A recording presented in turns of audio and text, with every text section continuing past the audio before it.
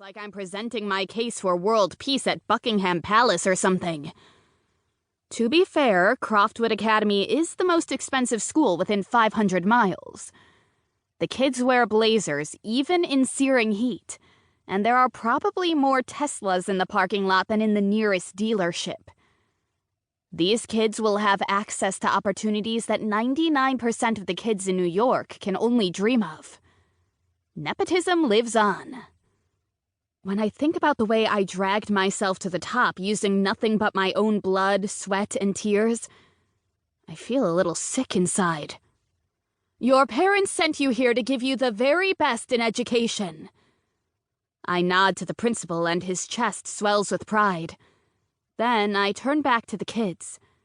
Every eye is on me, and I get the sense they're waiting for me to tell them the foolproof secret to permanent success. World-class tutoring, exotic school trips, and the most exquisite cafeteria food. I wink at the principal again. Nothing but silver spoons for these kids, am I right? The principal's smile fades, and I see him twitch, but he doesn't move. And that is his first mistake. I'm wildly off script, and my filter is gone now. I'm about to obliterate whatever sense of entitlement these kids had when they filed into the stadium. Jerry is right. I do have a big, beautiful beach house in Long Island. I see some faces in the audience light up. I have 6 bedrooms, a home gym, a theater room.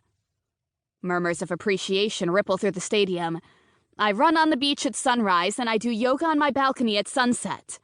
I've coached most of the big A-listers you've heard of.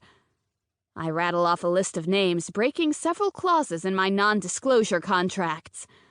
And I was on the cover of Forbes magazine this year as the youngest self-made millionaire from New Jersey.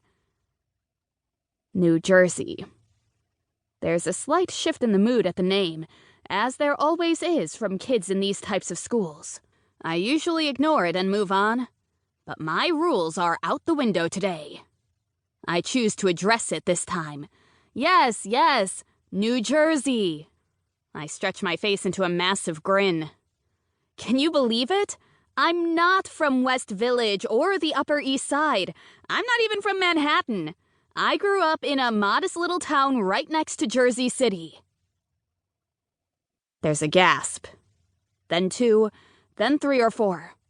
And the reactions only spur me on. Now, let me tell you about my life before. I start to pace, throwing my arms up in an elaborate display as I give the kids my pitiful backstory. I give them a brief summary of how I was raised by a single mom, because my dad was already married with his own family. Yes, my mother was the other woman, and it's taken years of therapy to deal with that. I tell them about my grandparents who disowned my mom when they learned of what she'd done. I was an average student, not particularly interested in getting good grades or having lots of friends, and somehow the other kids could sense my issues, so they kept a distance from me at all times. In high school, I made it onto the swim team, being the fastest swimmer in the class. I loved the water. The water never judged me or dragged me down or whispered snide remarks when I went past. The water doesn't care about your race, age, or social status. The kids shift uneasily in the bleachers, and I'm not sure which word triggered the response. A coach watched me swim, and I was offered a scholarship to Wellington University. There I met Carter Black. Students revered him. Professors respected him. I loved him. And he loved me. Our romance lasted until graduation day. My 21st birthday. I went on to compete all over the country. Then, in 2016, I won 3 gold medals at the Olympics.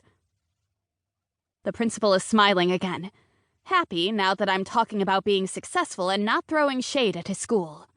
The kids chatter to each other for a brief moment. Their excitement is rising. And this is supposed to be the good part. This is when I talk about all my successes and tell them how they can have it all as well, if they only believe. I graduated...